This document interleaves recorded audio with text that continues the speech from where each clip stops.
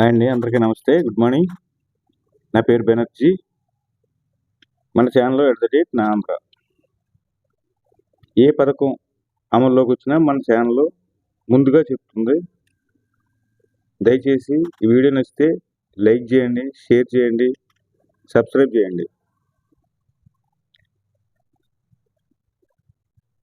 మన రేషన్ బియ్యం ఇప్పుడు ప్రతి ఒక్కళ్ళు ఇళ్ళ కాడికి వచ్చి బళ్ళు ఇచ్చి రేషన్ బియ్యం ఇస్తా ఉన్నారు.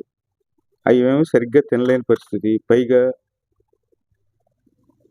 రేషన్ బియ్యం మాఫియా ఎక్కువైపోయింది.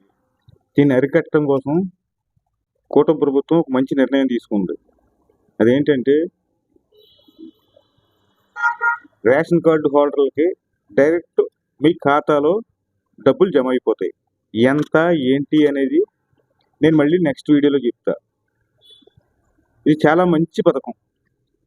ఎందుకంటే ఏదో మీకు బియ్యం ఇస్తున్నట్టు వాళ్ళు ఇచ్చేది, ఆ బియ్యం మనం సరిగ్గా తినలేక బయట కూసో లేదా 10 రూపాయలకు అంతకు అమ్ము వేసుకుని ఇవన్నీ గోలు లేకుండా హ్యాపీగా ఉంటుంది.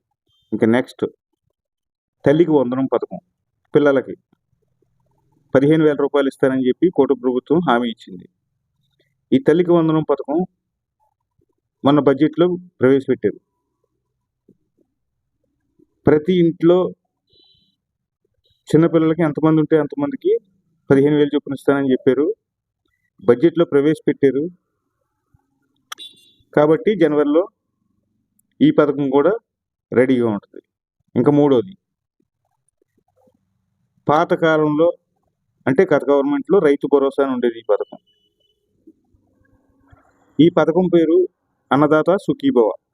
ఇది కూడా 20,000 రూపాయలు ప్రతి రైతు అకౌంట్లో వేయబోతున్నారు. మంచి శుభవార్తలు 3 చెప్పాను. నేను చెప్పేది ఎప్పుడు కూడా కరెక్ట్గా ఉంటుంది, జెన్యూన్గా ఉంటుంది. ఈ వీడియో మాత్రం లైక్ చేసి సబ్స్క్రైబ్ చేయండి.